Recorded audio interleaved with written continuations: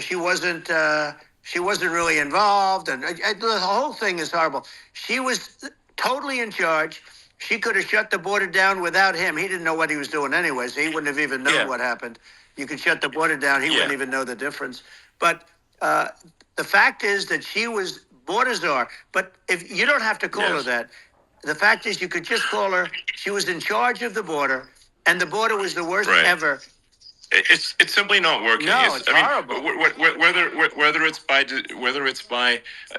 it's a question of intention or competence, either way, we don't have a secure border, and we have people streaming over like it looks like a World War Z zombie apocalypse at times.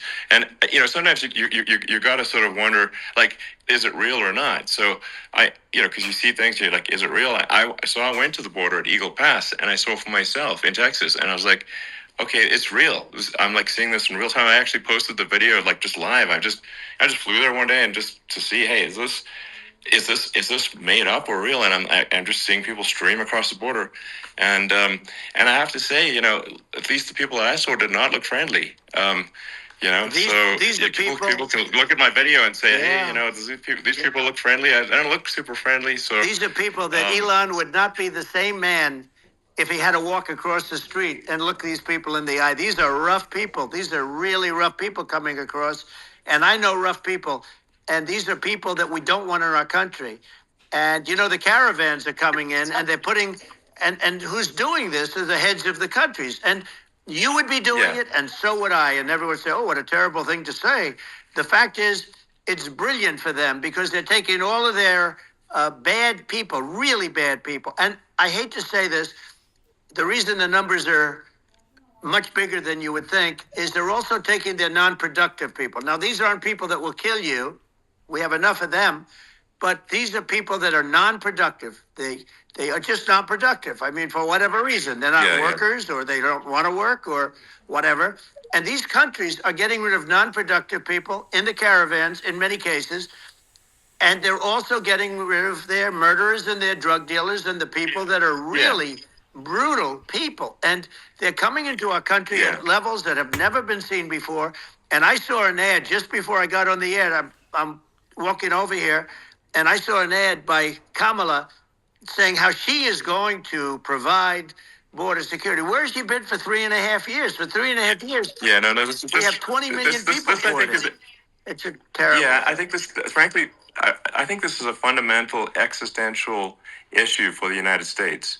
And if we have another 4 more years of open borders, and it's going to be even worse with another 4 more years, it's going to be even worse than it's been for the past 3.5 years. I'm not sure we've got a country. You don't have a country left. Elon, if they get in, you will have 50 to 60 million people from all over the world, not South America only. We think of South America, we think of Honduras and El Salvador, Guatemala, and Mexico, the 4. But it's not that. It's everywhere. They're coming in from everywhere.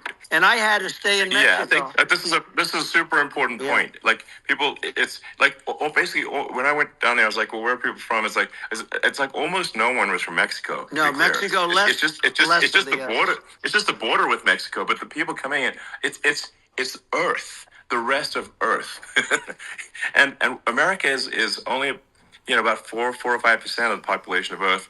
It would only take a few percent of the rest of Earth to overwhelm everything in the US. We're already overwhelmed, Elon. We're overwhelmed. You had to see the news tonight about New York, and I love that place, and what they're doing to it is horrible, what they're doing to it. And all the courts do is they try and focus on Trump. Okay, let's focus on Trump, who did nothing wrong. I complain about a rigged election. Elon, what's happened is unbelievable. You have from Africa, from the Congo, they're coming, from the Congo. And 22 people came in from the Congo recently, and they're murderers. And they drop them. They drop them. They take them out of jails, which is very expensive, to maintain the jails, although they don't do too much maintaining, I can tell you. But they take them out of jails, prisons. They take them out, and they bring them to the United States. They deposit them in the United States and say, don't ever come back or you're going to be executed. And they don't want to come back. But they won't come back. Sure. But they're coming from Africa. They're coming from Asia. They're coming from the Middle East. They're coming from South America. Well, just they're Earth. coming from Rest of Earth, everywhere. basically. And there are a lot of Yeah, really everywhere on bad Earth. ones. It's just an everywhere on Earth thing, and it's just not possible for the United States to absorb everyone from Earth, or even a few percent of the rest of Earth. It's just not possible. So, Well, Elon, we're going to have to finish this up. We're going to have the largest deportation in history of this country, and we have no choice. Otherwise, we're going to have a country. What they've done to our country. Think of it. With in Venezuela and in some of these other countries, crime is down 50, 60, 70, 80%. And you would be the same. You would have. Yeah. I'll tell you what. Venezuela has not gotten rid of all of them. They've gotten rid of about 70% of their really bad people. Their jails are about 50% put into the United States. Same with other countries. Sure. Some are at 30%, some are at 50%. They're all different. But the bottom line is they're all going to be at 100%. Why wouldn't you put 100% of it? And they're doing it right now while this third-rate phony candidate. Don't forget, I beat Biden. He failed in the debate miserably. And, some people said, oh, gee, it's too bad. It's too bad he did so badly, or I did well in the debate. The first night they said, wow. One of the people at CNN said that was the greatest debate performance I've ever witnessed. And then 2 days later, they didn't talk about that. They just said he was bad. But that's okay. That's the way I get treated, and I don't mind that at all. What I can tell you is this. We cannot have a Democrat. We cannot have her. She's incompetent. She's as bad as Biden in a different... Look, she hasn't done an interview since this whole scam started. And say what you want. This was a coup. This was a coup of a president of the United States. He didn't want to leave, and they said, we can do it the nice way, or we can do it the hard way. Yeah, they just took him out back behind the shed and basically shot him. What they did with this guy, and I'm no fan of his, and he was a horrible president, the worst president in history. And one of the reasons he was so bad, first of all, the Israeli attack would have never happened. Russia would never have attacked Ukraine, and we'd have no inflation. And we wouldn't have had the Afghanistan mess, if you think of it. Well, and we wouldn't have had Afghanistan. But we think of it. You take a few of those events away, and we have a different world. We would also have inflation was caused by oil. Yeah. No. I think you're making an excellent point here, which is that when other countries can, that are thinking about invading or doing bad things. When they're thinking about that, they're thinking about, okay, what's the American president going to do? And do they fear the American president? Or is there someone they do not respect and do not fear?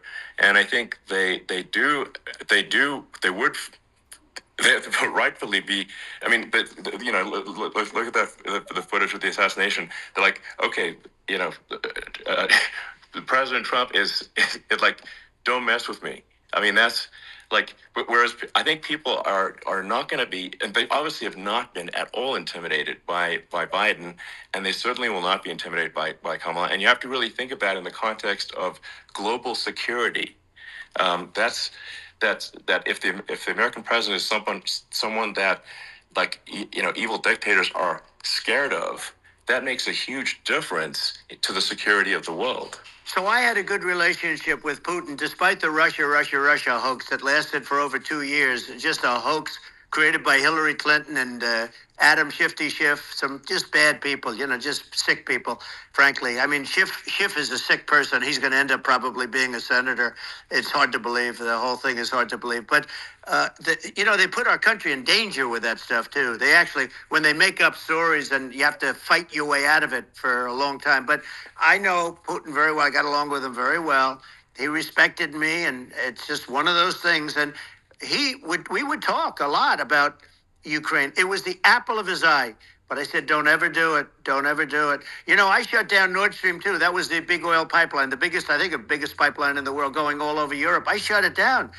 Biden came, and then they say, I loved Russia. I was a friend of Putin, and I loved Russia. No, he actually said to me one time, he said, if you're my friend, I'd hate to see you as an enemy. I shut down his pipeline, the biggest pipeline. They were looking at that to fund, and this pathetic president gets in there, and the first thing he did, one of the early things he did, is he shut down Keystone XL pipeline, which is our pipeline that would have employed 48,000 people, pipeline workers, shuts it down. That was, a massive job that Obama refused to allow. Yeah. I allowed it in my first week because it was jobs and it moved oil. And by the way, in a much more environmentally friendly way. It's underground. It's not a truck that catches on fire or a train that catches on fire. But think of it. He shut down the XL pipeline, the Keystone XL pipeline. Yeah. He shuts that down and he approves the Russian pipeline. Yeah, it doesn't make any Right? sense. It's inconsistent. Certainly but I mean, I think it's just worth emphasizing to listeners the immense importance of whether the United States president is intimidating or not intimidating, and how much that matters to global security, because there's some real tough characters out there, and if they don't think the American president is tough, they will do what they want to do. I know every one of and them. that puts it puts the whole world in danger. Elon, I know every one It's of a them, big and I deal. know them well. I know Putin, Yeah. I know President Xi, I know Kim Jong-un of North Korea. I know every one of them. And let me tell you, people will say, oh, this is terrible. He said, I'm not saying anything good or bad. They're at the top of their game. They're tough, they're smart, they're vicious, and they're going to protect their country, whether they love their country. They probably do. It's just a different form of love, but they're going to protect their country. But these are tough people at the top of their game. And when they see a Kamala or when they see Biden, Sleepy Joe, they can't even believe it. They can't believe this happened. All the stuff that you're seeing now, all the horror that you look at Israel, they're all waiting for an attack from Iran. Iran would not be attacking, believe me. When I was there, and I say it with respect, because I think we would have been good with Iran. I don't want to do anything bad to Iran, but they knew not to mess around. Iran was broke because I told China, if you buy from Iran oil, it's all about the oil. That's where the money is. But if you buy oil from Iran, you're not going to do any business with the United States. And I meant it. And they said, we'll pass. Yeah. They didn't buy oil. Other countries, likewise. Sure. You want to buy, you're not doing business with the United States. And they were at a point where they had no money for Hamas. They had no money for Hezbollah. They had no money for any of these instruments of terror. And it was amazing. In fact, there were articles when I was leaving, which is hard to believe, actually, especially when you look at what's happened to our country. Our country is so bad right now. It's such a different place. We were respected. Think of it. 4 years ago, we were so respected to a point where when I said don't buy oil, they didn't buy oil. But they had no money, and Israel would have never been attacked. Zero chance. And again, I said to Vladimir Putin, I said, don't do it. You can't do it, Vladimir. You do it, it's going to be a bad day. You cannot do it. And I told him things that what I do, and he said, no way. And I said, way. And it's the last time we ever had the conversation. He would never have done. I got along well with him. I hope to get along well with him again. Getting along well with them is a good thing, not a bad thing. I got along well with Kim Jong-un.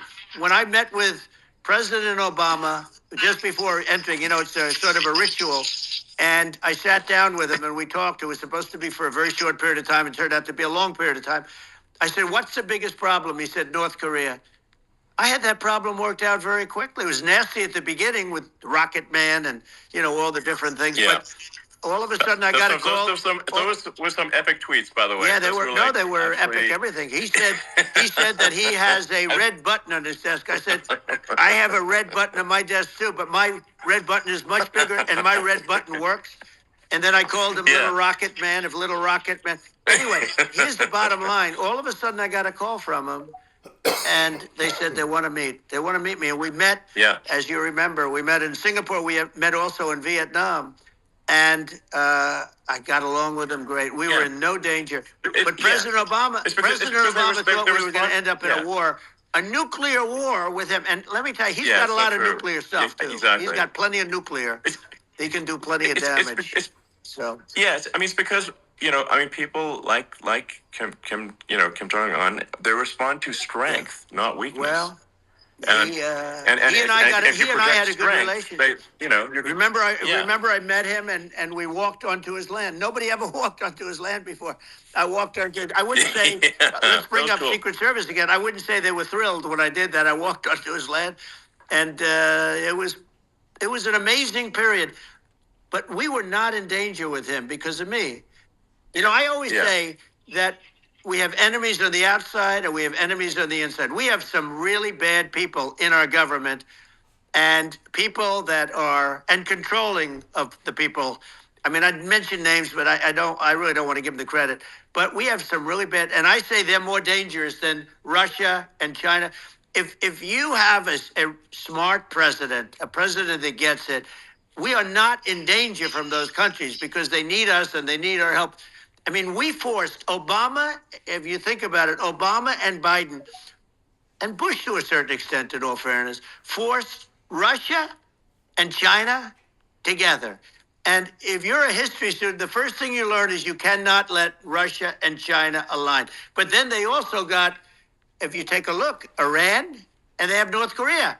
That's, they call it the axis of evil. In the old days, you had the axis of evil. Here we have a modern day axis of evil. These are powerful countries, very heavy nuclear, which is the biggest threat. Yeah. The biggest threat is not global warming, where the ocean's going to rise one eighth of an inch over the next 400 years. And you'll have more oceanfront property, right? The biggest threat is not that. The biggest threat is nuclear warming, because we have 5 countries now that have significant nuclear power, and we have to not allow anything to happen with stupid people like Biden. Biden did something with Russia. There was no chance of him ever going in. And when I left, and then after I left, they started forming big armies on the border with Ukraine, right? And I looked at that, and I thought he was doing that because Putin's a good negotiator. I thought he was doing that to negotiate. But then Biden started saying such stupid things. For instance, he said that it can be a NATO country. Now, Russia, for as long as there's been NATO, has said we're never going to agree to that. And we go right up front and say that. And we did things and said things through this president with a low IQ, very low IQ. He had a low IQ 30 years ago, by the way, but now he might not even have a IQ at all. There's nothing on the board that goes this low. He said things that were so stupid that war would have been. That war had zero chance of happening if I were there. Zero chance. He was saying everything the opposite. Everything the opposite. And it's so sad because many more people have been killed in Ukraine than you read about. You don't read about how bloody it is and how disastrous. Sure. Hey, look, just in the 2 armies, you lost 500,000 people. And, Ukraine's having a hard time. Ukraine, I don't know if you saw the article recently, and it's true. You don't hear the true story. But if you think about it, Russia's gone, Russia defeated Germany with us, and they defeated Napoleon. They've been around a long time. They're a big fighting force. Yeah, sure. And it's very unfair. And Ukraine now doesn't have enough men. They're now using young men and very old men to fight. And we're in a very bad position. And I'm not going to blame exclusively, but I can tell you I could have stopped that. And a smart president could have stopped that. It wouldn't have happened. But we had a man that actually made it more prevalent. It was so bad. The words that he was using, the stupid threats coming from a stupid face that he was using. I said, this guy's going to cause us a war. He's going to cause us. And let me tell you, it can lead to World War III. That can lead to World War III. The Middle East can lead to. We have numerous places that could end up in a World War III right now for no reason whatsoever. No, I think you're right. I think people underrate the risk of World War III, and it's just when you're looking at the risk of global thermonuclear warfare, it's game over for humanity, and it's something that people have, I think, after the end of the Cold War, people have become complacent about, but they actually have forgotten that there are currently a lot of nuclear missiles that have targeting parameters for the United States from 100%. Other countries. And one of the things we're going to do is we're going to build an Iron Dome over us. Israel has it. We're going to have the best Iron Dome in the world. We need it, and we're going to make it all in the United States. But we're going to have protection, because it just takes one maniac to start something. We're going to have protection, and we're going to have. Why shouldn't we have an Iron Dome? Israel has one. Some other places have one that nobody even knows about, frankly.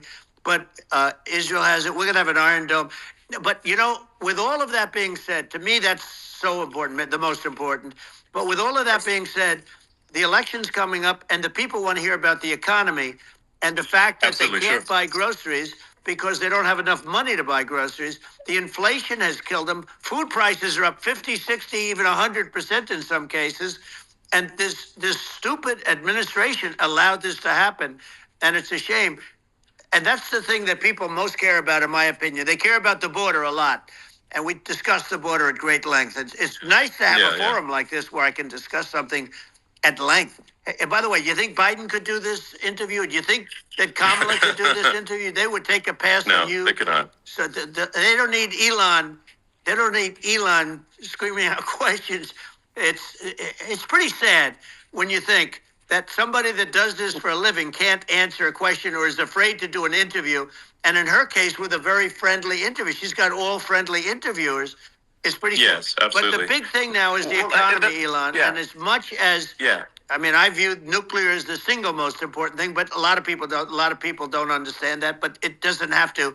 If I understand it, that's all you need. Because if I was president, you're not going to have that kind of a problem. But the thing that they really is making them angry is what Kamala and Biden have allowed to happen to the economy. It's a disaster with inflation. The inflation, it doesn't matter what you make. The inflation is eating you alive. If you're a worker or if you're just a middle income person, you can't afford. 4 years ago, 5 years ago, people were saving a lot of money. Today, they're using all their money and borrowing money just to live. It's a horrible thing that's happening. And we'll end that quickly. Well, I think a lot of a lot of people just don't understand where inflation comes from. Inflation comes from government overspending because the checks never bounce when it's written by the government. So if the government spends far more than it brings in, that increases the money supply. And if the money supply increases faster than the rate of goods and services, that's inflation. So really, we need to have we need to reduce our government spending. And we need to re-examine. I think we need like a government efficiency commission to say like, hey, where are we spending money that's sensible? Where is it not sensible? Right. And we need to live within our means. We're currently adding, I think, $1 trillion to the deficit roughly every 100 days. That's right. And the interest payments on the national debt have now exceeded the defense budget. It's on the order of $1 trillion. It's interest, and it keeps growing. I rebuilt our military, largely rebuilt our military. Did a great job on it, which was so important. We had jets, we had fighters that were, and bombers that were 70 years old, and we did a great job in that. Then we gave 85 billion of it back to Afghanistan, if you can believe it. We gave them 85 billion. They're one of the largest sellers of military equipment in the world. They're selling what we gave them. That was one of the most embarrassing days in the history of our country. But if you think about, let's go back to the economy. We have to bring energy prices down. Energy started at the price of gasoline.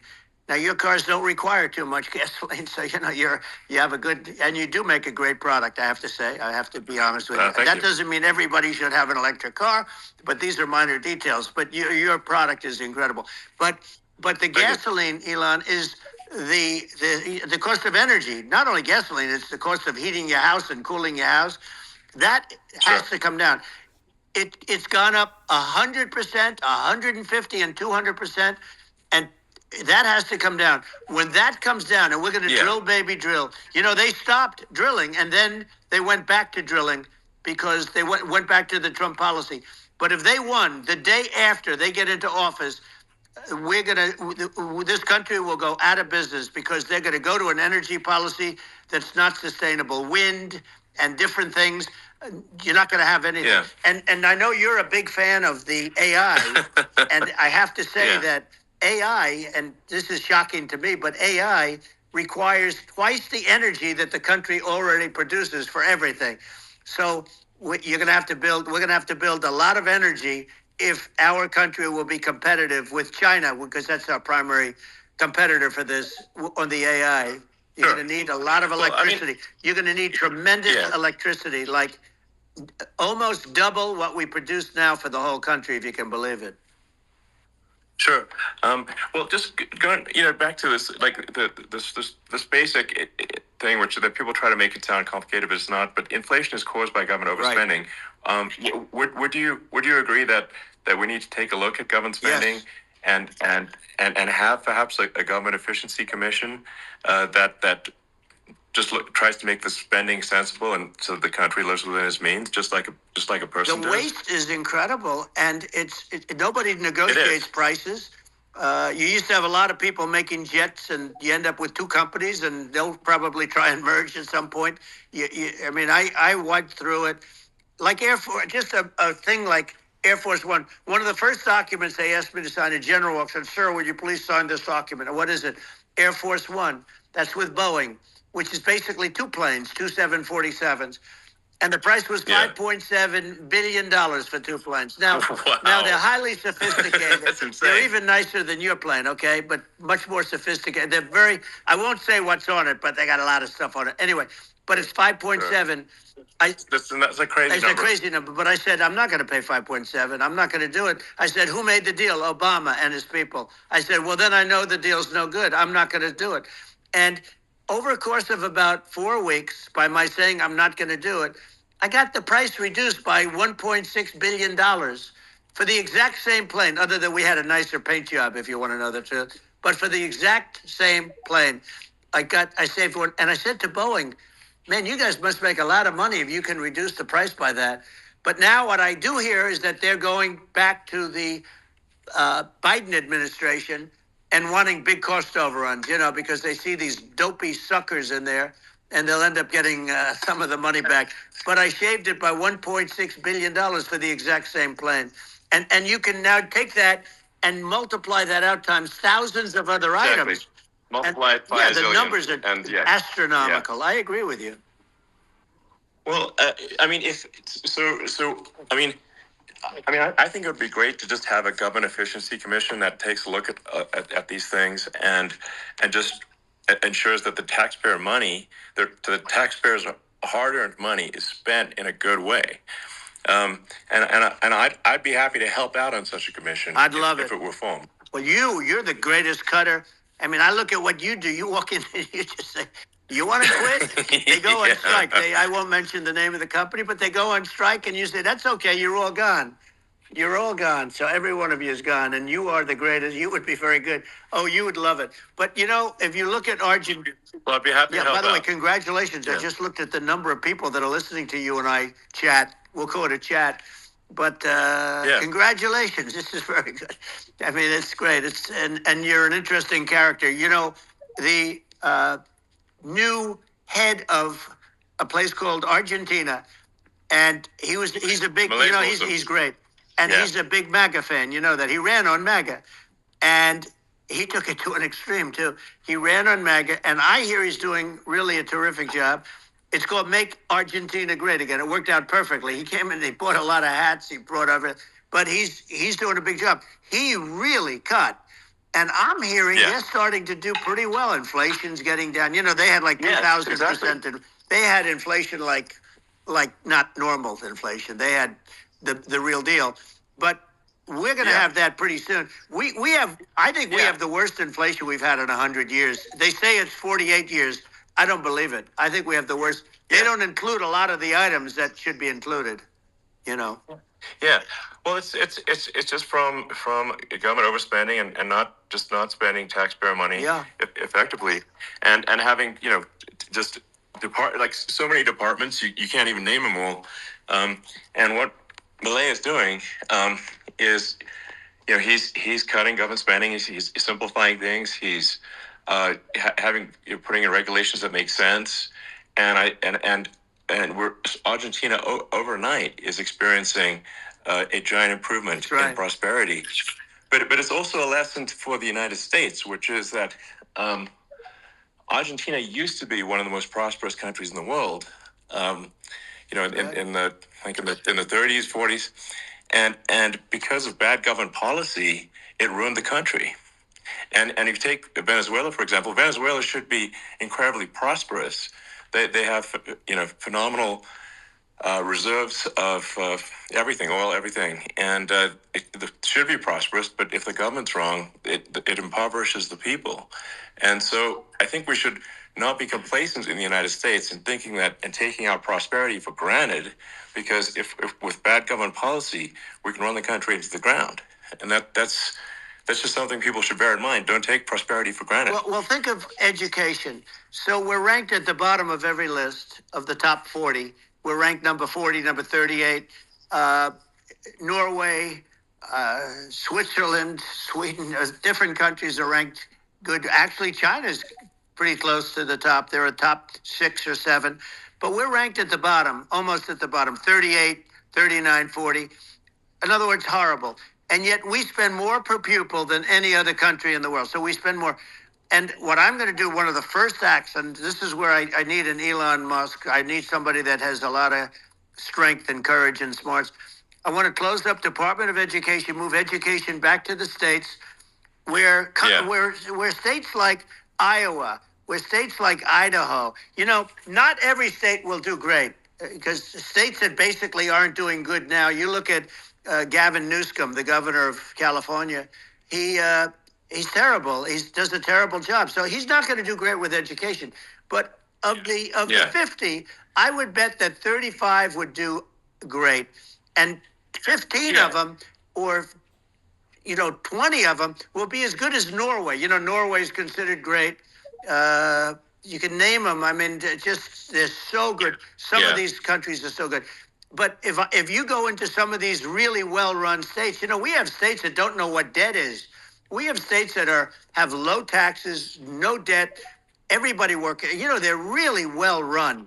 Sure. And maybe they have certain advantages in terms of location, in terms of, the land or the sun and the water and the whole thing. There are a lot of advantages that some people have. But if you moved education back to the 50, you'll have some that won't do well.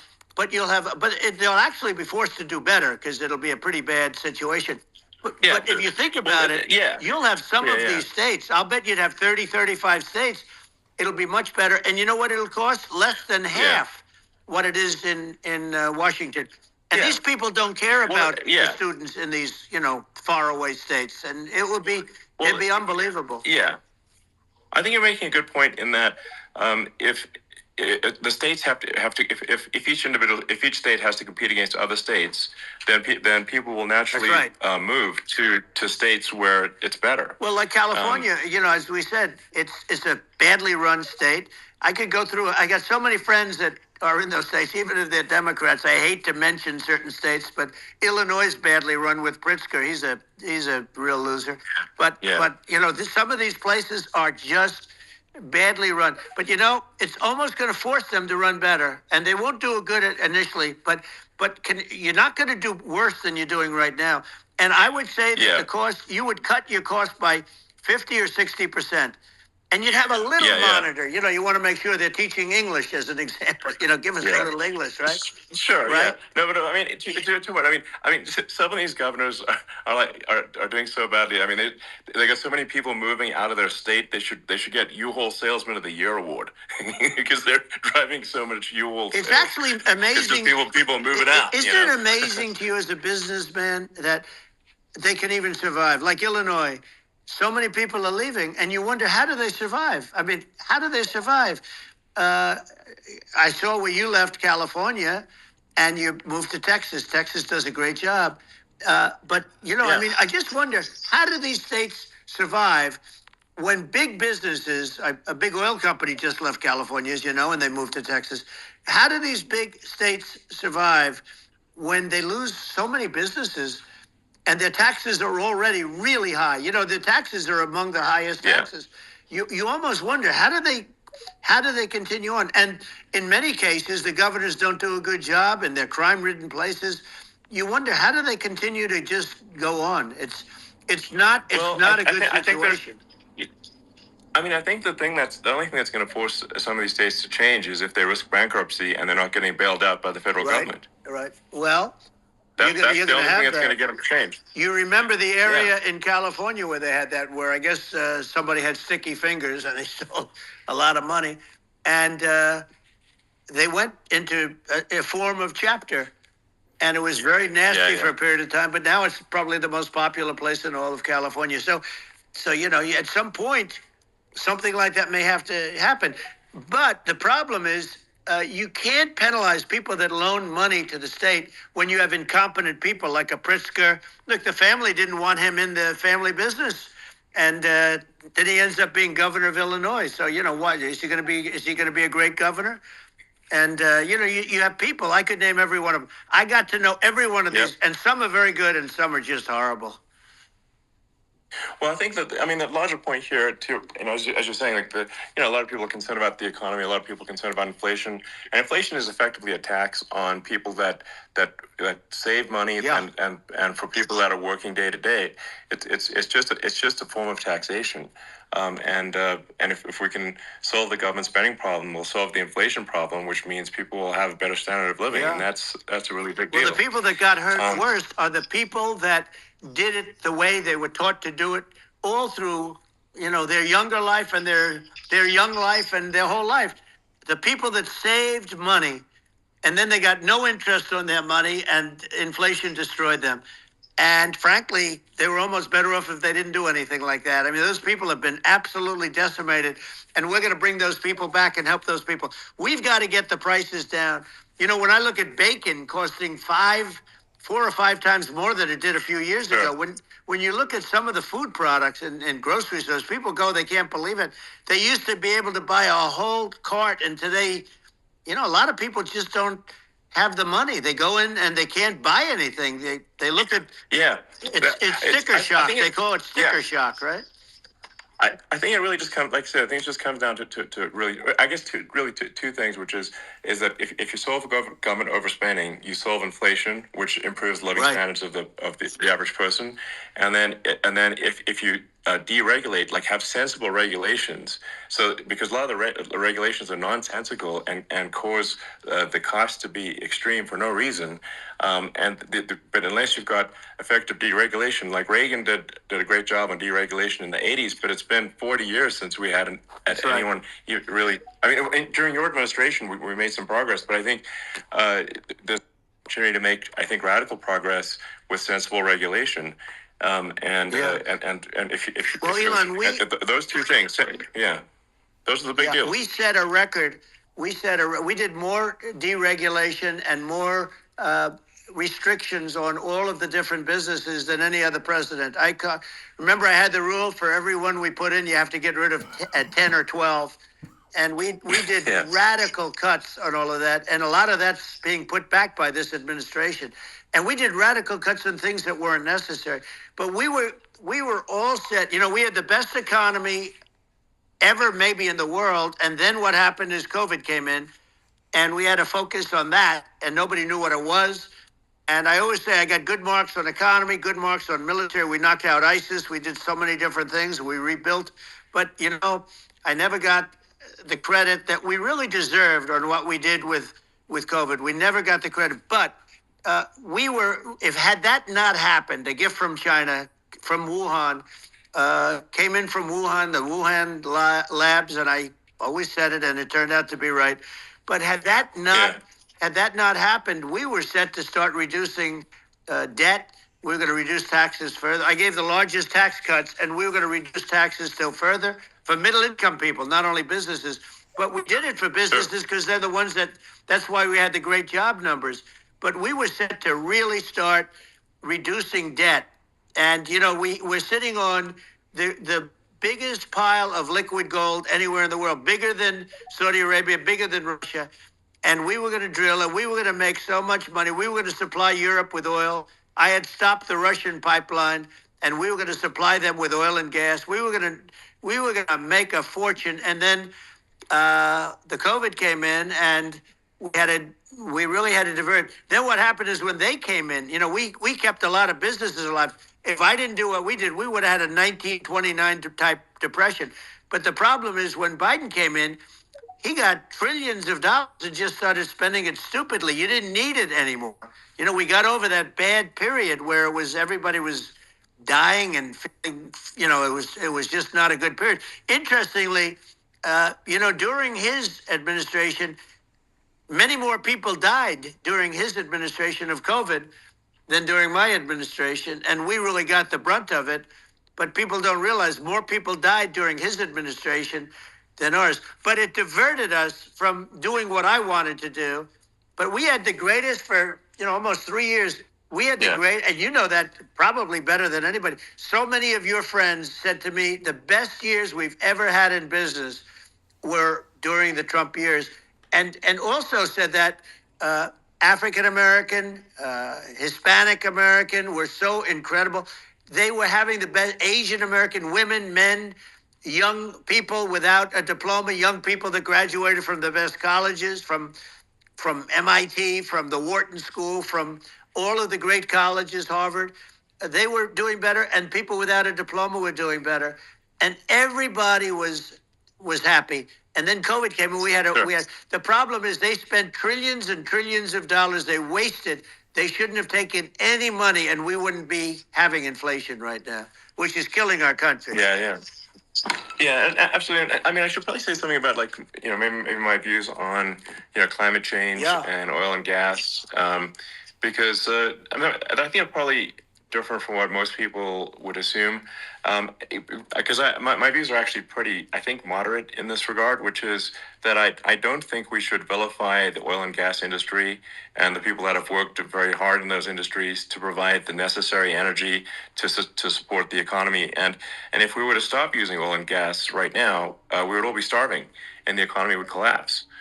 So it's I don't think it's right to sort of vilify the oil and gas industry, and I the world has a certain demand for oil and gas, and it's probably better if the United States provides that than some other countries, and it would help with prosperity in the U.S. And at the same time, obviously, my view is like we do over time want to move to a sustainable energy economy, because eventually you do run out of. I mean, you run out of oil and gas. It's not there for. It's not infinite.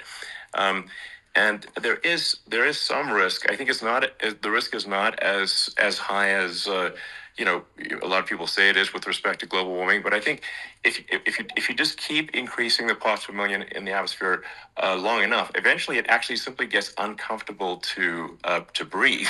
People don't realize this. If you go past 1,000 parts per million of CO2, you start getting headaches and nausea. And so we're now in the sort of 400 range. We're adding, I think, about roughly 2 parts per million per year. So I mean, it still gives us.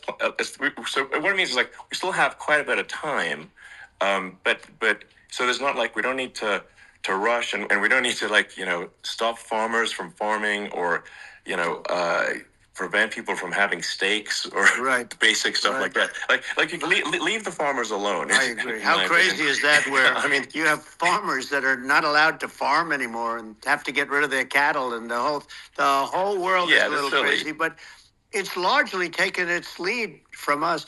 I do say though, I've heard in terms of the fossil fuel, because even to create your electric car and create the electricity needed for the electric car, fossil fuel is what really creates that at the generating plants. And, so you sort of can't get away from it at this moment. I mean, someday you might be able to. But I do hear we have anywhere from 100 to 500 years left. Much of it hasn't even been found yet. Yeah. But there are tremendous, like Anwar. I got Anwar in Alaska approved. Ronald Reagan couldn't do it. Nobody could do it. Everybody tried. Nobody could do it. I got it approved. The first thing that Biden did was unimprove it, to get rid of it. He ended it.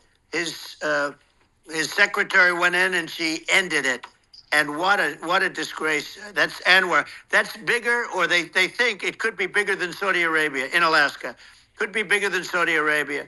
But they went in and they terminated it. And I'll get it going very quickly, because not only is it big for Alaska, I mean, you talk about economic development, that for the United States, I mean, that is, they say bigger than Saudi Arabia or the same size, and pure, really good stuff.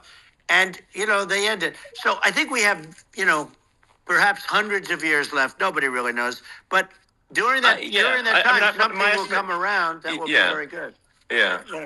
Well, I mean, my estimate would be, a little more aggressive than that. But it's not the sort of like we're all going to die in 5 years stuff. That's obviously BS. But I mean, my view is like if you just look at sort of the parts per million that increments every year, you get sort of 2 or 3 parts per million every year of CO2. Uh, I mean, I think some of that it's problematic if it accelerates, if you start going from 2 or 3 Right.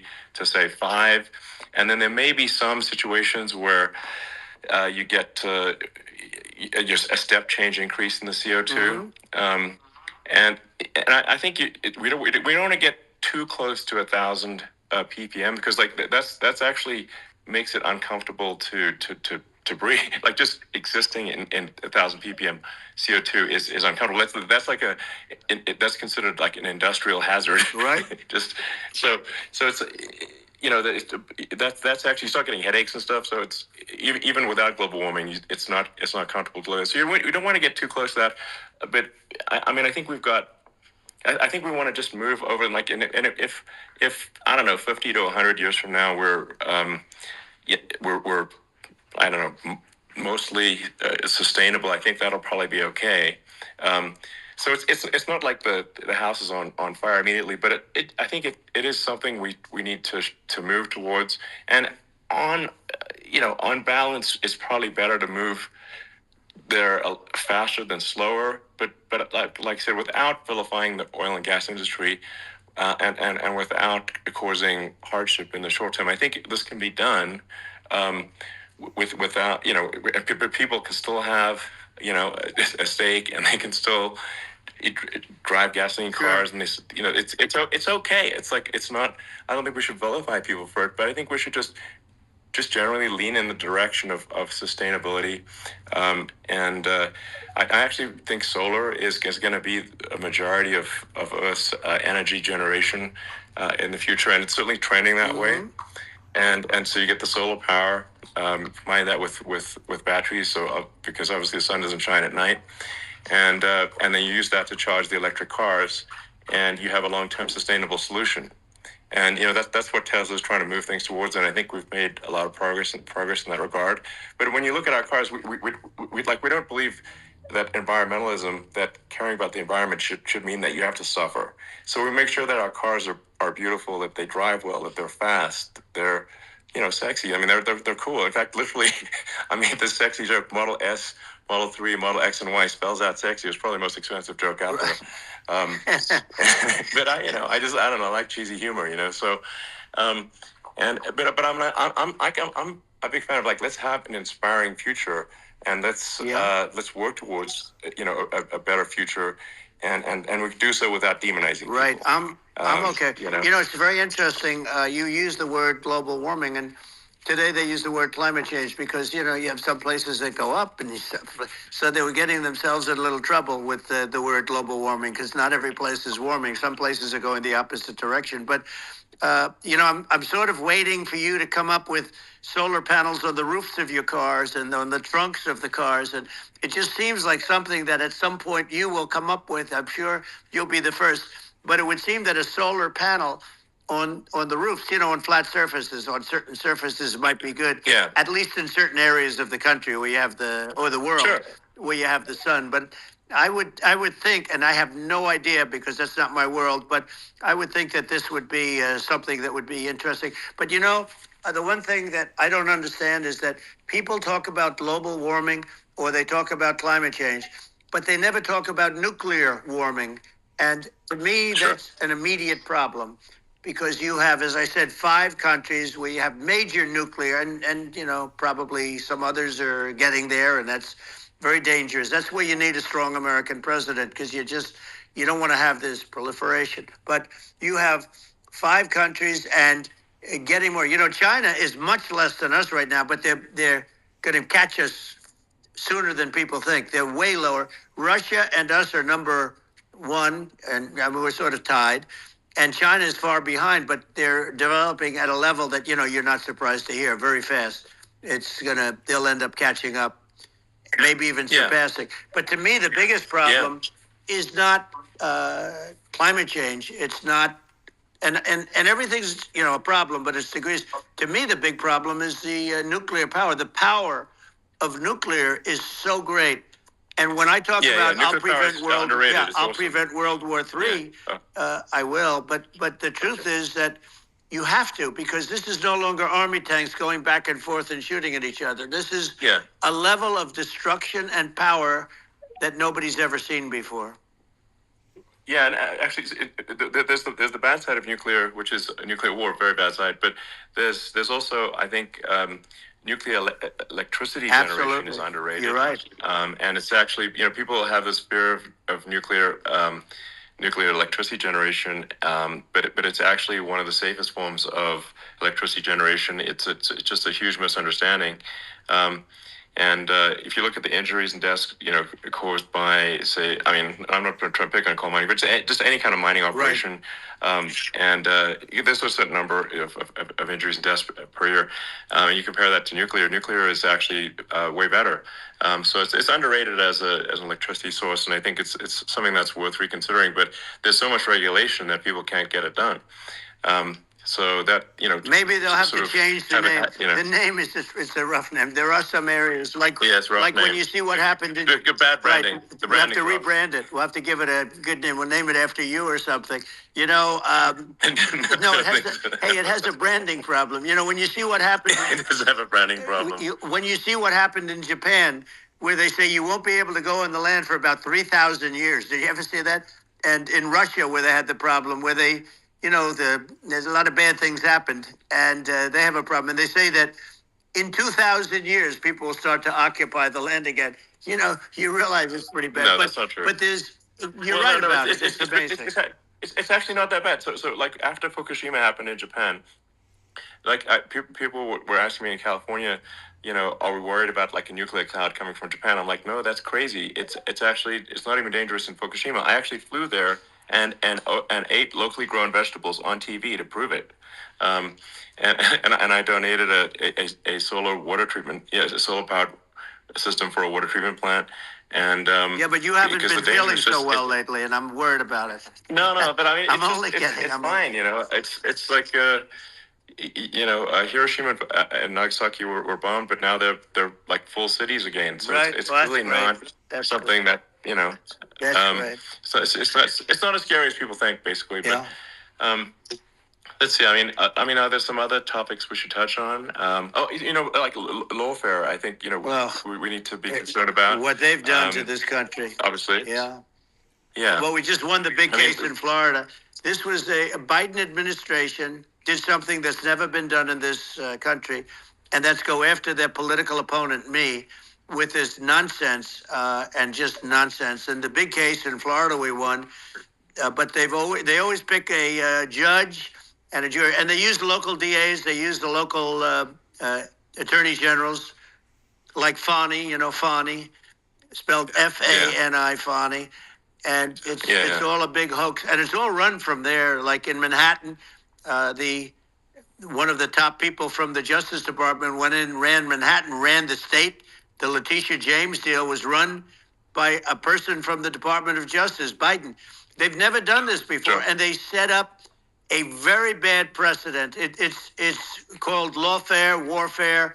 It's a terrible thing, and never happened in our country. It does happen in banana republics and third world countries, but it's never happened. And the incredible thing is it actually drove my numbers up, because people see, fortunately I have a platform like you, or, in all fairness, like a conversation like this, where I can talk about it and people understand. I mean, you fight for election integrity and you end up getting indicted because you're fighting for election integrity.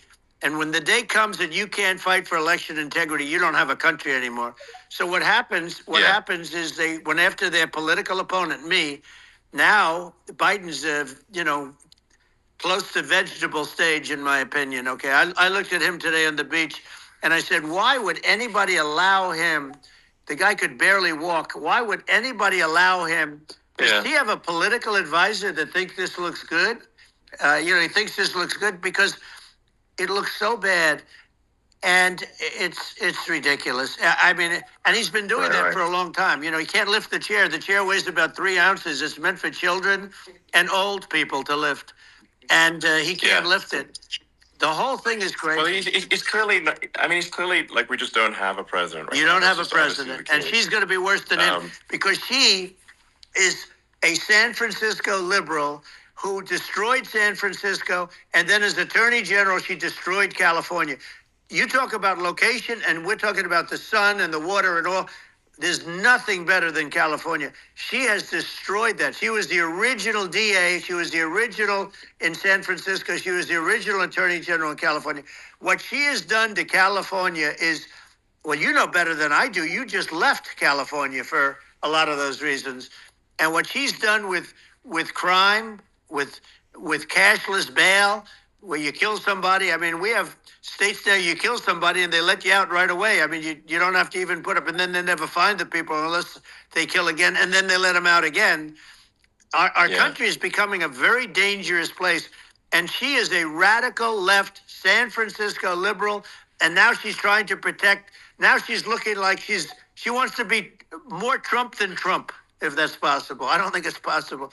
But she wants to be more Trump than Trump. Yeah. I want a wall. I think that's. She wants to release all the prisoners that are in detention. And some of these guys are really bad. Right. That just came out today. She doesn't want to build the wall, even though the walls work. Walls and wheels. You know, in your business, everything you do is obsolete, almost, or not the tunnels, but everything is obsolete. Even your rocket ships, they're like a month later, they're obsolete. You find a better way to. The only thing that's not obsolete is a wall and a wheel. And the wall, I built hundreds of miles of wall, and that's why we had such good numbers. I was going to add 200 miles. We bought it. We could have flipped it up in 3 weeks, and they sold it for 5 cents on the dollar. That meant, I said, wow, that means that they actually do want to have open borders. She wants to have open borders, and now she's going like she's tough on the border. It's such a lie. Yeah, this is simply not true. This is simply not true. And everybody knows it's not true. It's a disgrace that she can say it. No, I mean, obviously, what's happening sort of overnight is they're rewriting history and making Kamala sound like a moderate when in fact she is far left, like far left. Worse than Bernie Sanders. She is considered more liberal by far than Bernie Sanders. She's a radical left lunatic, and if she's going to be our president, very quickly, you're not going to have a country anymore. And she'll go back to all of the things that she believes in. She believes in defunding the police. She believes in no fracking, zero. Now all of a sudden she's saying, no, I really want to see fracking. If they got in, the day she got in, she'll end fracking. And by the way, if people didn't think that, the lunatics that really believe in that, they won't vote for her. Like the Palestinians and Israel. She is so anti-Israel, and she's bad for both. Biden actually did something that was impossible. Both sides hate him, both sides. That was a hard thing to do, unification. Yeah, no. I mean, Netanyahu came to give a talk to a joint Senate and House sitting, and I was there, and Kamala stood him up. What does that say? I think it's highly disrespectful. And I say, if you're a Jewish person or if you believe in Israel, if you're a person that, is a very pro-Israel, if you vote for her, it's worse than Biden. And Biden was bad. But if you vote for her, you ought to have your head examined. And you see tonight, I mean, as we're doing this, I'm seeing reports coming that they expect an attack tonight or tomorrow from hundreds and maybe thousands of rockets.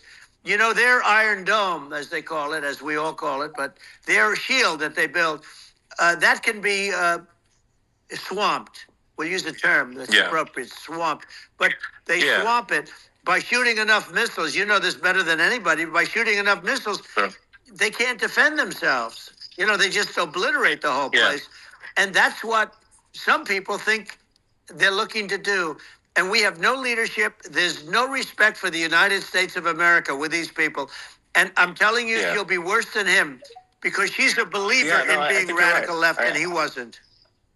I think you're right. I mean, it's important for the public that may be listening to this to look at Kamala's track record, before the last month, and say, is that a track record you agree with? And I think if you're an independent moderate, you definitely would not agree with it. because it is her behavior has been far left, and we're seeing just an overnight propaganda attempt to rewrite history and make it sound like Kamala is moderate when she in fact is not moderate. Well, her I running mate approved, signed into legislation, tampons in boys' bathrooms. Okay, now that's all I have to hear. Tampons in boys' bathrooms, and that means she believes in that too. I mean, she picked this guy because he was the closest to her. A lot of people thought she'd pick sort of the opposite, but she picked an anti-Israel radical left person. But she is far worse, they say, than Bernie Sanders. If we have her as a president, if we have a Democrat at this moment as a president, I don't think our country can survive. I think it's a massive. I think we're in massive trouble, frankly, with the Kamala administration, and that's my honest opinion. And I think really it's essential that you win for the good of the country for this election, and I mean I'm just stating my opinion. Now you you may have seen this, but I got a letter from the EU Commission, like saying, to not have disinformation on during this discussion that we're having, and there's a lot of attempts to do censorship and to force censorship even on Americans from other countries, and what do you think about that? Well, I know the European Union very well. They take great advantage of the United States in trade, as you know. We, through a different forum, NATO, we protect them. And yet, if you build a car in the United States, you can't sell it in Europe. You just can't sell it. It's impossible. The same thing with our farmers. Our farmers find it very difficult to do business. We have a deficit with them of $250 billion, which people don't know. It sounds so nice, the European Union, but let me tell you, they're not as tough as China, but they're bad. And I let them know it. And that's probably why they notified you. No, they don't treat our country well. We defend them, with Ukraine. So we're in for 250 billion, and they're in for about 71 billion, and they have the same size. If you add up the European nations that in terms of an economy, it's about the same size. Wouldn't you say as us? And they're in, and they're in much greater risk. They're right there. We have an ocean separating us from, in this case, the enemy would be Russia. It used to be for the Soviet Union, but let's assume they're close enough. And what happens is they're in for 70-something million. I think even less than that, billion. And we're in for about 250 billion, and it could be a lot higher than that. And I say, why aren't you going to equalize? Why aren't they paying what we're paying? And they're in much more, it's much more important for them because of the fact that, they're right near there. I mean, they're all sort of in that location. We're not. But they should, and I did it with NATO. There were only 7 countries that were paid up in NATO out of 28 at the time. And the United States the United States was subsidizing NATO, tremendously subsidizing NATO. And I said, I went in and I said, you got to pay up. If you don't pay up, we're not going to defend you any longer. I took a lot of heat, but you know what happened? Billions and billions of dollars came flowing in. And I think a lot of the public isn't aware of the fact that the United States pays a disproportionate share of the NATO expenses. And then we get taken advantage of on trade.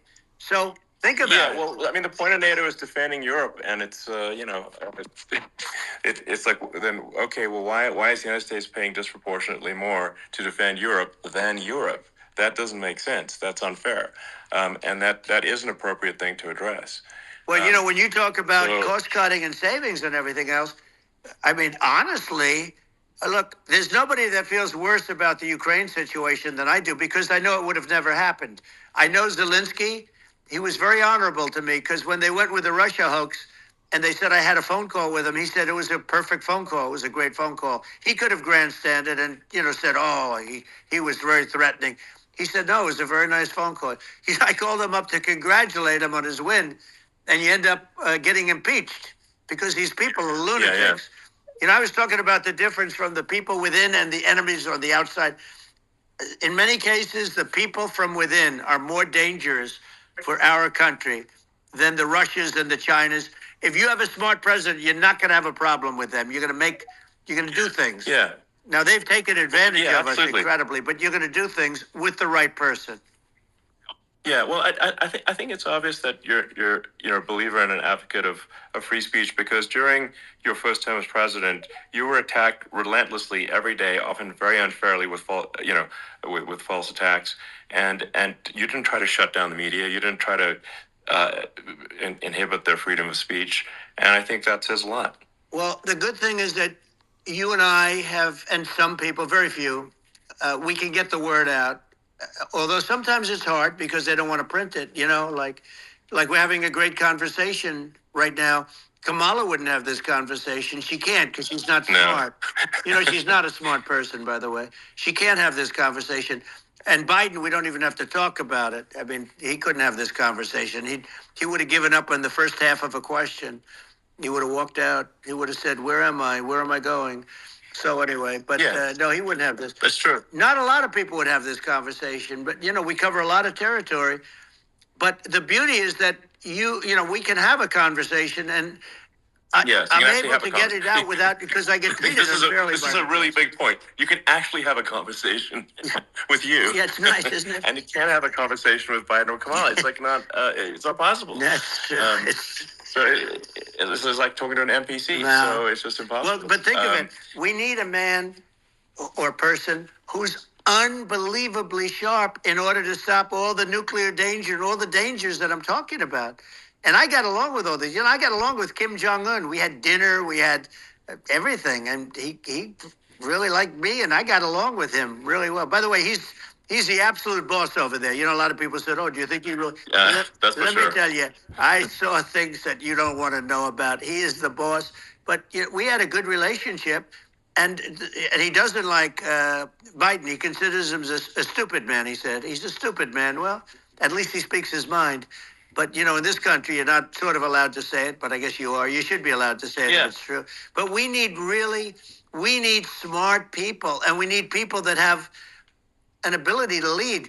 And she doesn't have that ability. Can you imagine? Now, Chairman Xi very well. Can you imagine her and him negotiating, or even standing together? It is, the whole concept is ridiculous. She is terrible. She's terrible. But she's getting a free ride. I saw a picture of her on Time Magazine today.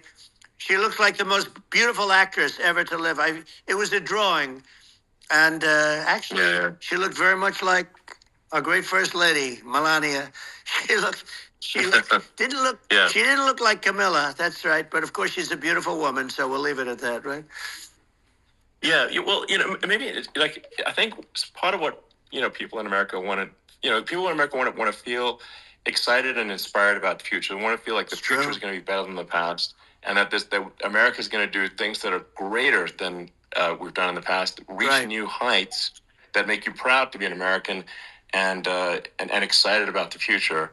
They want the American dream back.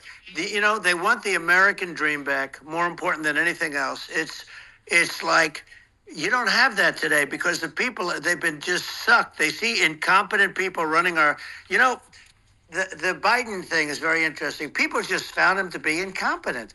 And when I debated him, I was like, is this for real? It was. Yeah, it was just absurd. But I think there are some grand projects that we could do. I mean, I think we could build a base on the moon. We could send American astronauts to Mars. We could build high speed connections that are more advanced than anything else in the world between our cities, so people have fast transport. It's possible to solve traffic with tunnels. We've we already made great progress in Vegas doing that, and and just do things that are exciting and inspiring and make the future feel like it's better than the past. Well, I saw what you did in Vegas, and I'll tell you, it was amazing. I got to see. I took a big glimpse at it, and it's incredible. It's incredible, and you could do that all over. It's deep. Yeah. You don't even need much structure, assuming you're in the right area. No, it's straightforward. It's amazing. So I think we could do some things that like China's got incredible high speed rail between its cities, but I think it's actually possible with tunnels if with deregulation with an ability to actually where it's like legal to actually do the tunnels. Then you could have high speed tunnels that are actually better than anything else in the world for high speed transport between cities, and that would be something that Americans can say, "Wow, okay, we've got something that's cooler than anyone else in the world." That's the kind of thing that makes you proud to be an American. And much safer than surface trains, where there is a danger there. With people, with crazy people, it's much safer, much better. And it's sad because I've seen some of the greatest trains. I find it fascinating, and I've seen the systems and how they work, and the bullet trains they call them, I guess. And they go unbelievably fast, unbelievably comfortable, with no problems. And we don't have anything like that in this country, not even close. And it doesn't make sense that we don't. Doesn't make sense. Yeah, and I think also like there's I'm kind of hopping on the excess regulation, but I think something that like I think people can generally understand is that what happens with laws and regulations is that there's more and more of them every year, and unless there's a process to clean them up, eventually everything becomes illegal, and that actually it slows down the development of new technologies. I mean, if you take sort of like I think there's room for some reform at the FDA for improving the speed with which we approve drugs that could help save lives and improve people's lives. And I worked very hard on that. We got that down to the lowest number ever, and we got therapeutics approved in the FDA that people can't even believe the speed. But I took them on. I don't think they like me too much, but I got things approved in the FDA at numbers that they wouldn't believe. And it's a very bureaucratic group. Actually, it's a fine group of people in many cases. I got to know a lot of them, but I was pushing them really hard for Regeneron, for so many different things that were really pretty amazing. But the FDA takes too long. It's 12 years to get a product approved. I got it down to 4, and I got some things done very quickly. But it's really something that is going to have to be worked on because it takes too long. Just takes too long. Yeah, it just takes too long, and it's you end up in the same with the approval, but it's just it takes years instead of something that I think could potentially take months, that improves people's lives. I think I just wanted to sort of hop on this point that like there has to be an active process for reducing rules and regulations, because otherwise they just keep building up every year, and you get like hardening of the arteries, and eventually everything's illegal or takes forever, and then we just ossify as a society. We can't make any progress, and it's a really big deal. Elon, just getting back to the FDA for 1 second, I got something done called Right to Try. This is where you can go in, and if you're terminally ill, you can use a space age, medicine or whatever it may be. We have the best doctors, the best labs in the world. We really do. But people would go to other countries because you couldn't use the product, even if they thought it worked, because it's going through the FDA. I got it approved where you can, you basically, look, nobody wanted, the doctors didn't want it because of the liability. The country didn't want it, our country, because they didn't want to get sued. These are people terminally ill. The insurance companies didn't want it, and the pharmaceutical companies, nobody wanted it. I got everybody into a room, and we came up with an agreement that you won't get sued.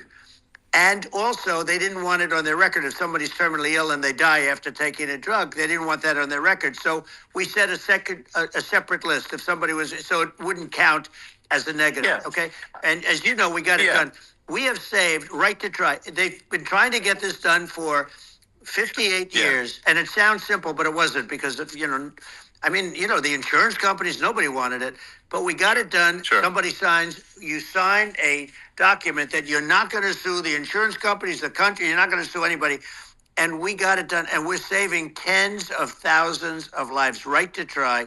Hopefully you never need it, but if you do, you don't have to travel to Asia. People, if they had money, they go to Asia, they go to Europe. If they don't have money, they go home and die. That's what happened. They'd go home and die. Well, I mean, and actually, to give Europe some props here, it's like if a drug is approved in Europe, which has a crazy amount of regulations, it should obviously be approved in the U.S. Yeah. I mean, they get more regulations than we do. So what? Why would a drug be approved in Europe and not in the U.S.? That's crazy. Well, we did it. We did something that really, they've been trying to do it for 50 years, and they just couldn't get it done, and I got it done. And it's really something. But you're right. Some people go to Europe because a drug isn't approved here, but it's approved in Europe, and it's a drug that, generally speaking, would Yeah. work. It's pretty crazy. So Absolutely. you're right. And I think so. As long as people are properly informed of the pros and cons, and like these are the risks, these are this is the risk, and like you make your own decision. Yeah. That makes sense. Well, I think just, in sort of closing up, and by the way, I'm looking at the numbers. You got a lot of people listening. I hope you don't get Yeah. nervous because you got a lot of people listening to you right now, like 60 million or something. What is that number? It's crazy. It's amazing how you can see that right away. How many? What is the number? Wow. What is it? Well, Wow. I think in Wow, terms of people, that's bigger than you said. You said 25, and you're much more than double that number, 25 million. I think you're going to be 60 or 70, and I guess over a period of time. Hey, I congratulate you. Do I get paid for this or not? Well, I think actually in terms of the number of people that will hear this conversation over the next few days to Right. weeks, it's going to be hundreds. That's what they say. Yeah, that's good. Well, look, it's an honor. I just asked this: are you better off now, or were you better off when I was president? Nobody's better off now. People, we put out polls on that, and nobody's better off now. Inflation has killed it. And, they also feel very unsafe. You look at what's going on with a lot of different things. You look at the riots we had at the colleges over, I mean, it's ridiculous, but Right. all of the riots, they just feel unsafe. And now they really feel unsafe because you have a new form of crime. It's called migrant crime. I call it Biden migrant crime. Maybe I'll call it Kamala migrant crime. But I mean, with all these things, I always try to get to the ground truth by just asking people. And my mom lives in New York, and I was like, Mom, have any of your friends, been attacked or assaulted? And she said, yeah, 3 of her friends in 3 separate Crazy. incidents were assaulted just in recent months, just walking around the streets in New York. And I said, well, what happened to the people that assaulted them? Oh, nothing. They got away. Like, and they just know they always get away. Nothing's going. And they don't even bother reporting it because they know that they're not going to, people are not going to get prosecuted. They just let, violent criminals out in New York.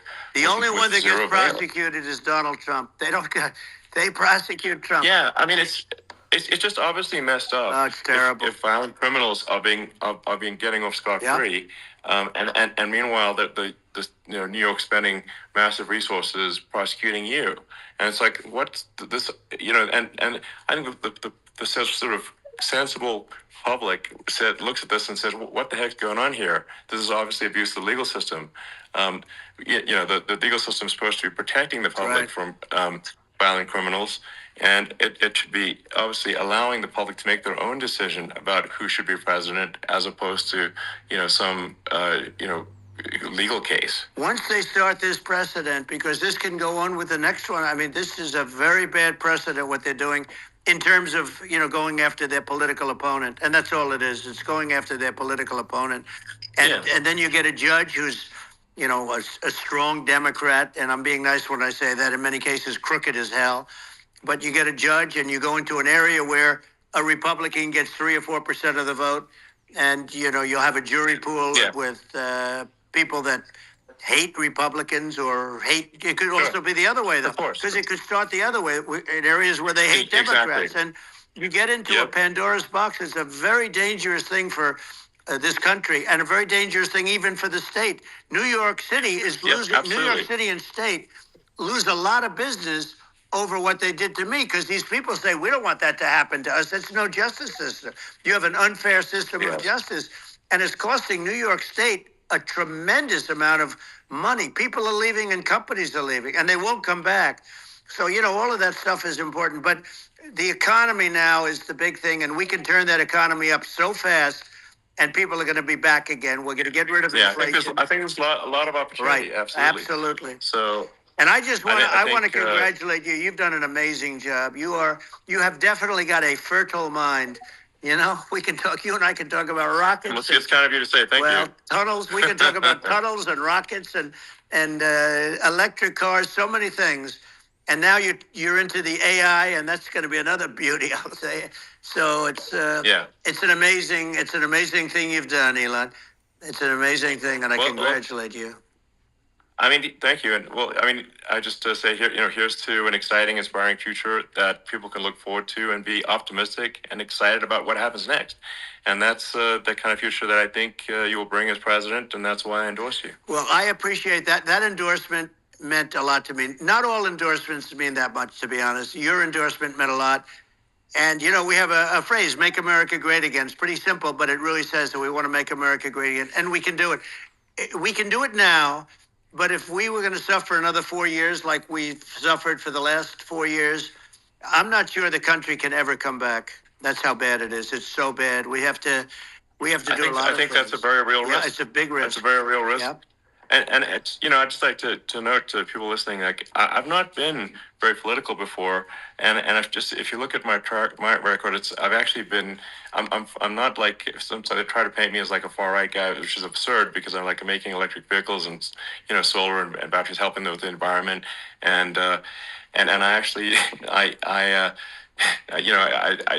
supported Obama. I stood in line for 6 hours to shake Obama's hand when he was running for president, and so it's not like I'm like some sort of dyed-in-the-wool long-term Republican. I'd call myself, historically a moderate Democrat, but now I feel like we're really at a critical juncture for the country, and I think a lot of people thought the Biden administration would be a moderate administration, but it's not, and obviously we were just going to see an even further left administration with Kamala. That's my honest opinion.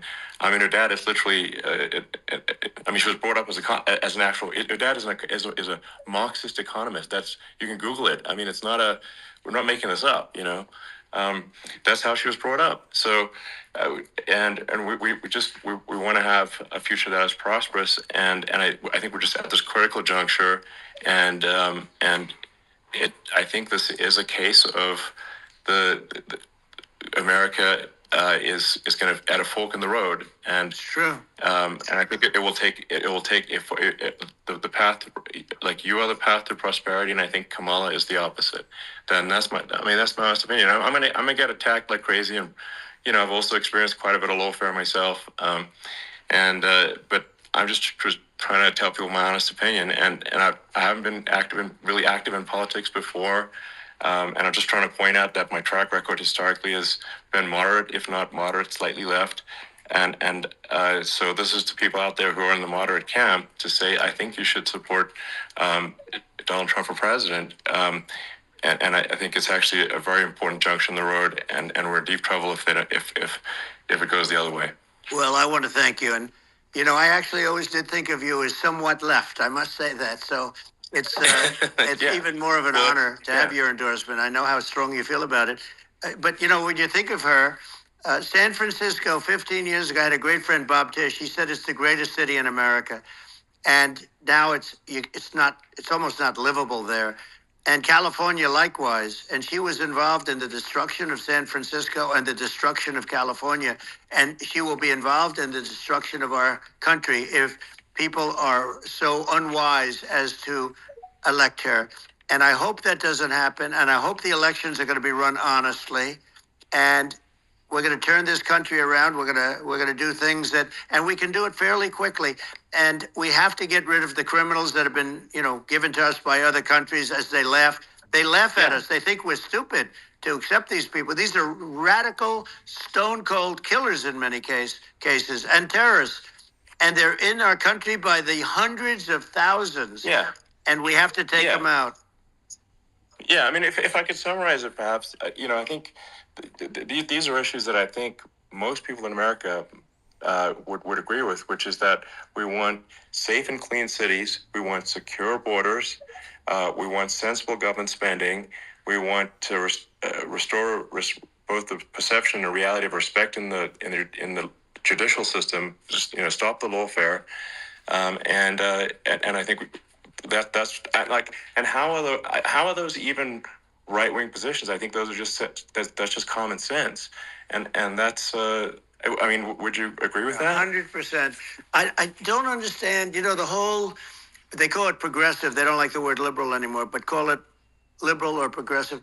I don't understand how somebody could say that it's okay for them to empty prisons into our country.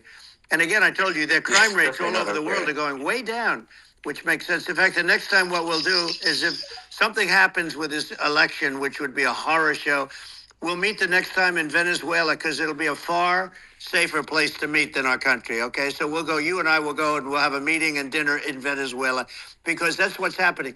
Their crime rate's coming down, and our crime rate's going through the roof. And it's so simple. And you haven't seen anything yet, because these people have come into our country and they're just getting acclimated. And they don't know about being politically correct law enforcement or lack of law enforcement. And our police, I have to just end with this. We have great police. We have great law enforcement, but they're not allowed to do their job. They have to be able to do their job without being destroyed. Well, absolutely, and it's obviously demoralizing if you're a police officer risking your life to arrest violent criminals who could kill you and do kill you sometimes, and then you arrest the violent criminal, and then the DA doesn't prosecute, and they just let the guy out. Yeah. Well, then, like, why should a police officer risk their life to arrest a violent felon? Well, even worse, Elon, if nothing's going to happen. Even worse, they prosecute the police officer. They go after it, and they prosecute the police officer, and they take away his pension. They take away his job. He loses his family. He loses his house. Well, I thought it was very telling, like incredibly telling, that when there was that case where sort of a gang of thugs beat up police officers. I think it was in Times Square in New York, and then nothing happened to those guys. They were let out, zero bail, and I think a bunch of them were given free tickets to California. Well, what is I mean, that is a gross indignity against the United States, and that's how. I mean, this is insane. Like, have we lost all pride? How can such a thing be allowed to occur? I've never seen anything.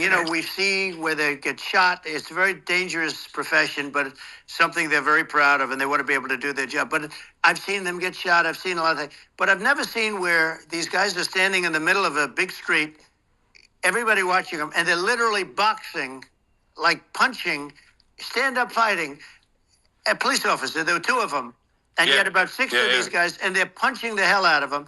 And in their own country, they would be dead if they did that. They'd be shot.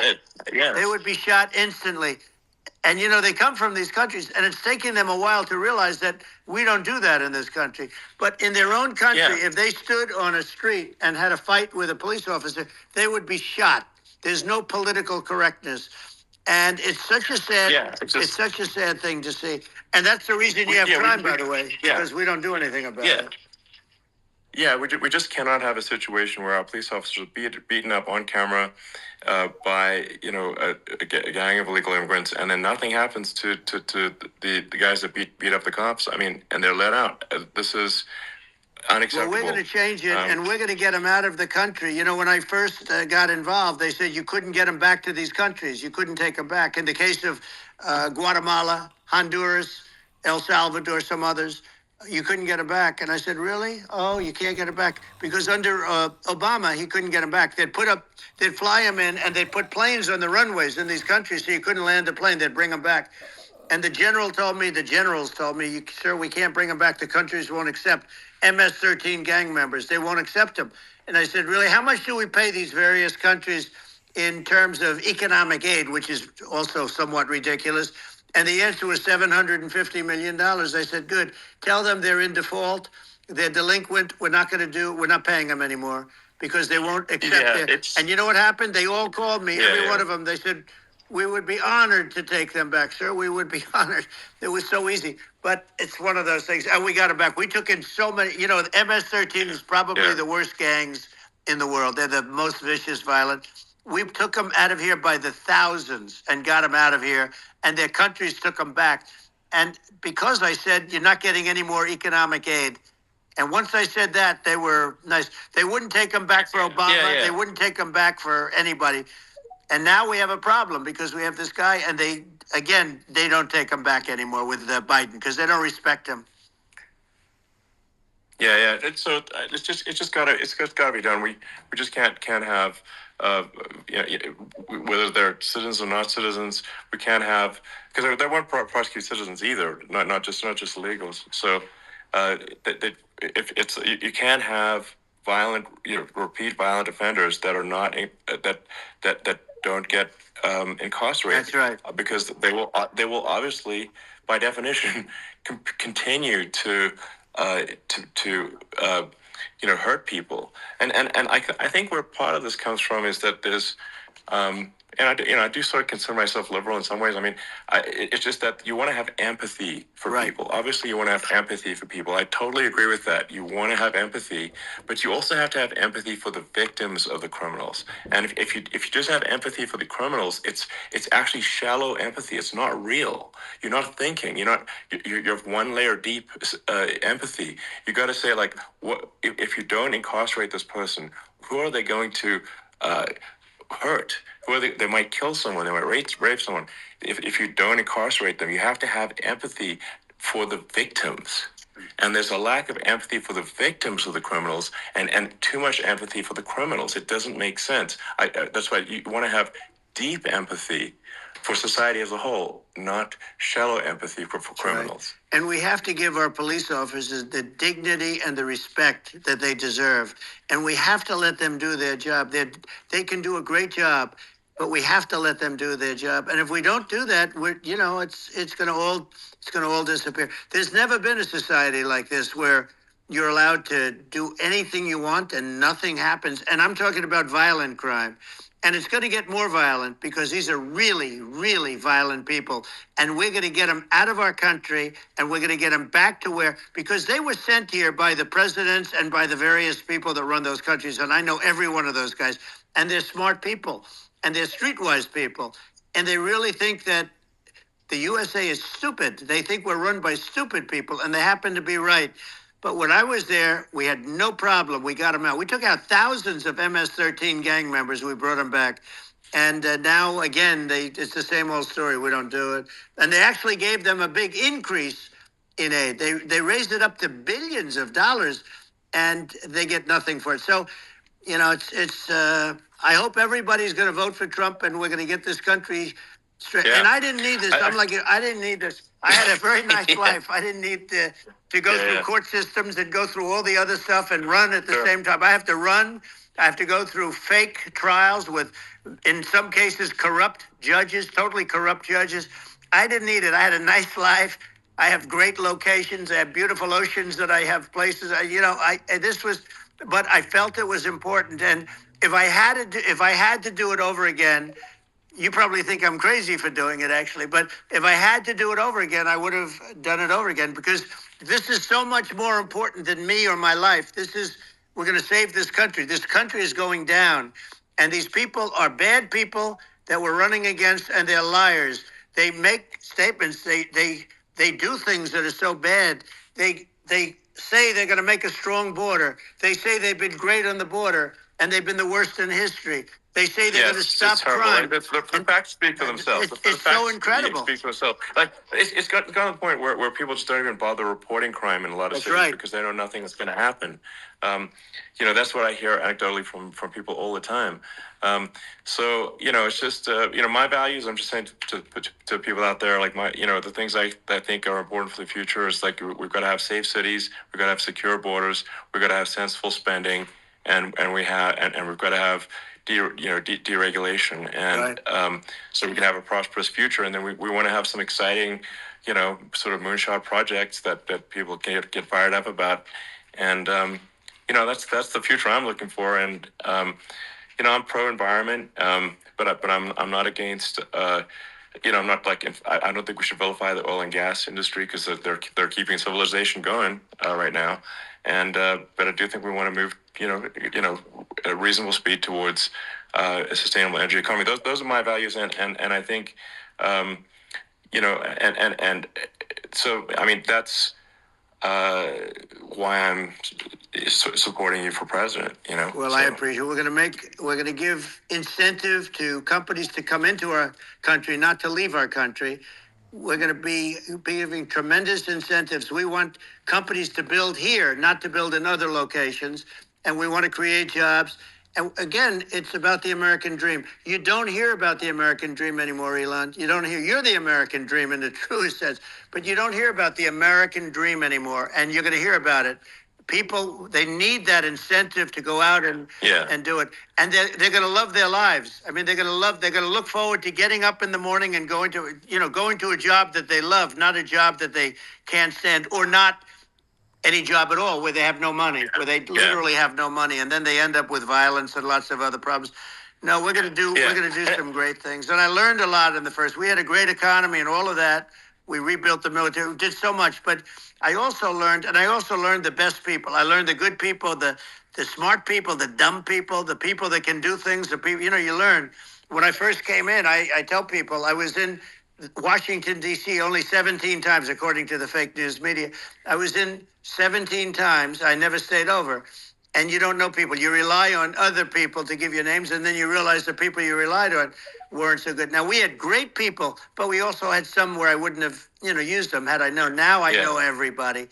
And I think we're going to really turn things around fast. We have no choice. Otherwise, we're not going to have a country. And I really appreciate this. To me, it's been a lot of fun being with you. You're an amazing guy. You've done an incredible job and a great inspiration to people, a great inspiration. And I hope you keep going and just continue to do well. And we're going to have a big election coming up. And I think November 5th will be the most important day in the history of our country. I think that election will be the most important election. And I think it'll end up being maybe the most important day in the history of our country, because if we don't win, I just feel so sorry for everybody. No, I think we're at a fork in the road of destiny of civilization, and I think we need to take the right path, and I think you're the right path. So I think that's what it comes down to. Thank you very much, Elon. It's a great honor, and we'll do it again sometime. And it's been really fun, and I hope you got a lot of viewers. I hear you got a lot, but I hope you got a lot. I know you got a lot of them. So I appreciate it. I'll see you soon. All right, sounds good. Thank you. Thank you, Elon. Thank you very much. Bye.